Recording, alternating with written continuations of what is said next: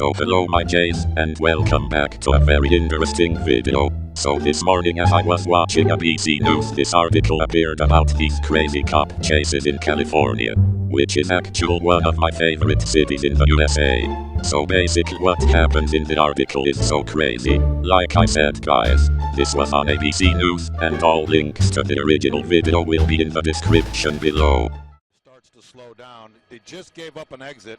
He could have easily pulled off here, but is choosing not to. But I suspect that if he pulls over here and is even close to stopping, officers will move in at a rapid pace here to try to prevent him from getting back on the road and getting back into a chase scene here. Well, and certainly, Gary, the hope is that this person will decide to pull over and stop and end this peacefully. And kind of went almost down the exit ramp. He's heading down that ramp, but looks like he's about to change his mind and pull back on the highway, much to the frustration, I'm sure, of these police officers that he's not pulling over. Glad, I'm sure, that he's staying on the highway, but slowing down. Exit, and that feeder road is Brentwood Star Road.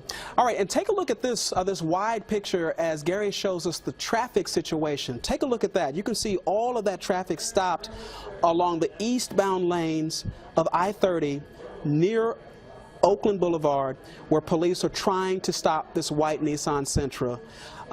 That is an incredible thing to see, Gary, and just an idea, some bit of evidence of how this is affecting so many people right now. Yeah, those people have to be very frustrated because there's a line of police officers that's not letting anybody through, and you know, they're not going to. There really is no place at this point. You can see the folks on the side of the road. Again, he's stopping, starting, stopping, starting. It's obvious he's not going to outrun them, but yet he continues to do this and refuses to give up. So there's something a little off here in terms of what the plan is here. I can tilt up here and show you a little bit, but there is no other offer on here for quite some time. I'm looking at least a half a mile, if not more. I don't want to pan too far off this, but at least a half a mile or more before there's another exit or an opportunity for this person to get off the highway. Okay, and Gary, as we continue about all these folks, I don't believe any of these folks are news media, would be my guess. Maybe one or two. That's just the public hoping to catch a glimpse of what's going on. Now, granted, they're up on top and out of harm's way in that area, but that's the kind of stuff that they're dealing with. And officers don't have time to deal with that, and they probably won't deal with that particular incident unless it becomes a problem traffic-wise. But they've got bigger issues to take care of here, keeping folks who are on. The officers themselves so far, right? Okay, I'm giving you a tight shot here. I'll zoom in here a second, and you'll see that this person has a cell phone. He appears to be talking on his cell phone. He's looking out the window, possibly at us at the attraction, and just weaving. We don't see anybody in either the front seat or the back seat, but it appears to be an empty vehicle. But very, very casual, acting very casual as he drives with one hand and visits on a cell phone with somebody on the other hand. And a very unusual shot here of being able to actually look inside this car and try and figure out what is going on here. You can see, again, moving his hands, changing the vehicle, more interested in what the sideshow is outside than anything else. And unfortunately, that's probably feeding his desire not to pull over. That, you know, he's creating a sideshow spectacle, and he's probably pretty proud of himself for doing it. Yeah, he does have a bit of a smirk on his face, at least from what we're seeing right now, this picture you're showing. And let me say that just a while ago we passed the Cooks Lane Bridge, and we're now hearing from Fort Worth police that they in fact have gone onto that bridge and told people to get off quite quickly, and for two reasons. And this should be emphasized to the people who are ahead of this chase, that this person has a history of we don't know his name. Police obviously do. This person has a history of non-compliance and apparently some experience with the carrying of weapons. So this is why police are very concerned about people standing too close or impeding traffic or giving them some difficulty in trying to bring this chase to a close. Right now his windows are all up, so that means that police, I think, feel relatively comfortable. Looks like he's speeding up a little bit, Gary, from what he was before. Yeah, speeding up a bit, and I see him spending more time looking out the window than he does looking at the road. But of course, traffic's been stopped, so he doesn't have much to worry about in terms of traffic in front of him. But much to his amusement, looking at us possibly and/or the traffic on the side. Right behind him, his hazards are on. So this camera shot is headed east as he comes, is headed west actually, as he comes east toward our camera, and that's what that looks like. A blocked I-30. Nobody is on this road except for that one motorist and the police officers who are following. And now we've got sound. So this is what people are hearing coming toward them, which would explain why so many folks were getting out of their cars to look, because they could hear this. And you see that flat tire there. Yeah, the right passenger tire is flat. So, which is why this person has been driving at speeds of, around 10 miles per hour for such a long time. Something else to take into consideration is that's what he is hearing as well. He's been listening to those sirens the entire time. Wow. And I can tell you from riding inside a squad car with the sirens going, it'll wear you down. It's loud. In addition to speakers, we understand the police have been speaking to this person through loudspeakers.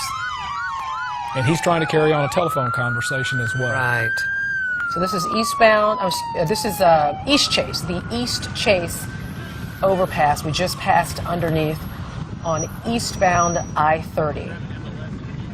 You saw the news media there watching this as it goes by. And right now we're getting very close to Arlington. Arlington police are going to be standing by, doing the same things we're seeing police do and Fort Worth do as far as trying to clear people off those roads. And as we Go ahead.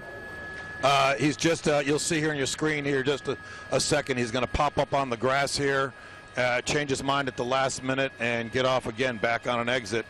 I'm a little bit ahead of you only because we're on a delay, so I apologize for that. But you'll see him, he's changing his mind at the last minute, cutting across grass, cutting through an intersection. There were some officers that looked like they were blocking him off, not allowing him to go further on 30, and I believe that's what may have prompted him to do that at the last minute. And now we're running along the access road of I-30, approaching, I believe, well, we're about a mile from Six Flags, into a parking lot. We'll see him into a parking lot here. Officers, 1, 2, 3, 4, 5, 6 officers speeding up here, and he's going to turn left into this parking lot. A lot of officers speeding up, trying to contain this, but they're having a problem here, scooting through this traffic. Luckily, not a lot of folks in this parking lot.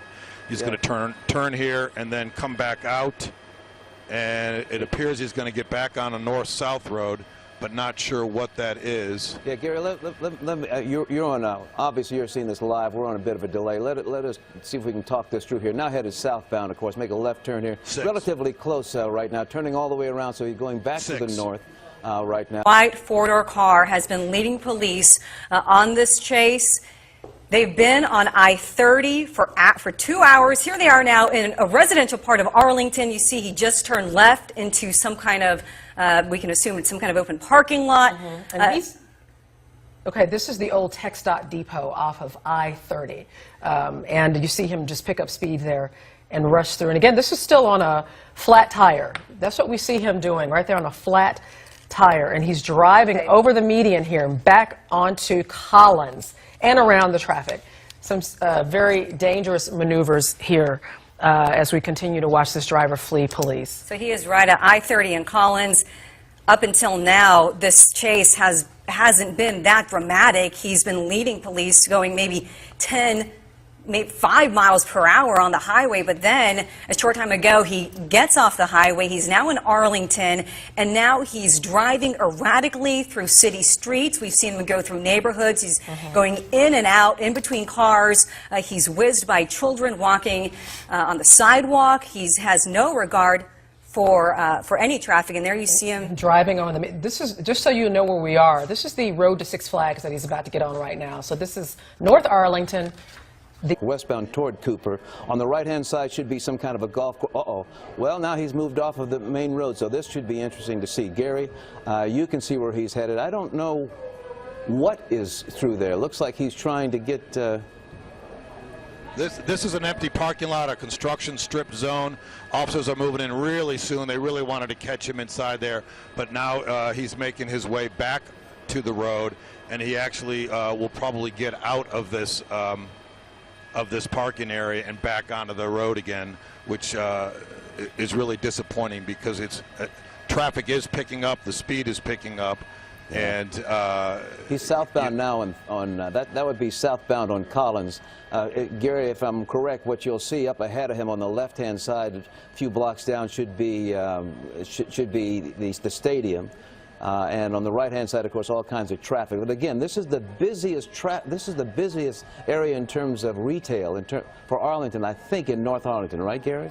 Yeah, it's very crowded here. Okay, you'll see them cutting up across the sidewalk over a restaurant. I'm speaking just a little bit ahead here, but it is a very busy section of town. A lot of traffic, not a lot of pedestrian traffic, thankfully. But you'll see him cutting across here. Look at that, cutting across onto the streets.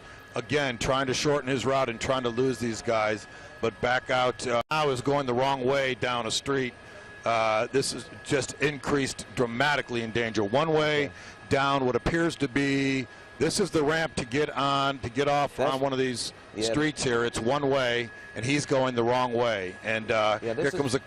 Go ahead, Gary. I think this is very dangerous. He's on the ramp to go the wrong way to the service road, getting off of 20. He may realize that, but he's going to have to turn around now. Well, there he goes. So he's getting on now, Gary. He's going to be going eastbound on 30. Is that correct? Yes, eastbound on 30. He almost got hit by that red car, but now he's back on I-30 eastbound, picking up the speed yet again, and trying to get back on the highway, and he probably will be successful to that here just in a couple of minutes. Yeah, he has found his way now back onto the freeway. In just a second, he'll be going past there. What you'll see and coming up in just a couple of minutes, Six Flags will be on your right-hand side, 360. And then, of course, headed after that, of course, into 161, and then, of course, into Grand Prairie.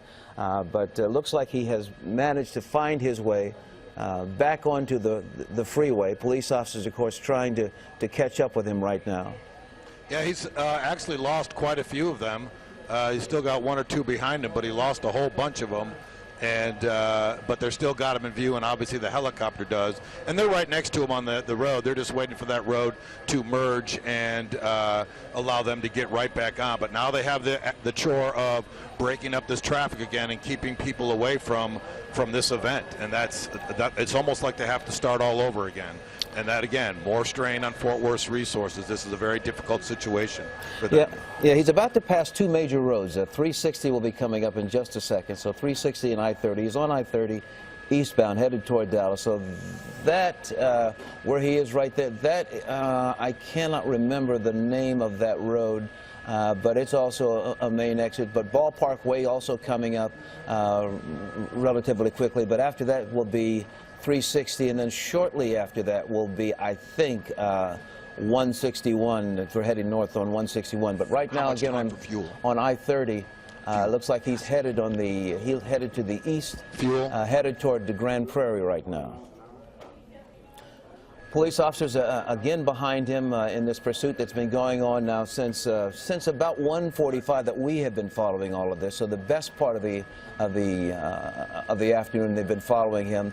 We initially heard that this was a simple traffic stop, but now we've learned, based upon sources that Lauren Zakalik has, that this individual may have some extensive involvement with the justice system in terms of having gone to prison for drugs. May also be a suspect in terms of being a drug dealer right now. And is trying to elude police because of the situation that he's experienced in the past. Tanya Iser joins us now. She's got some more information. Tanya, again, has extensive background with regard to dealing with law enforcement. I understand that he's going to wreck out. Watch this picture as we come up. That's a police unit you see there. Let's see what happens as he puts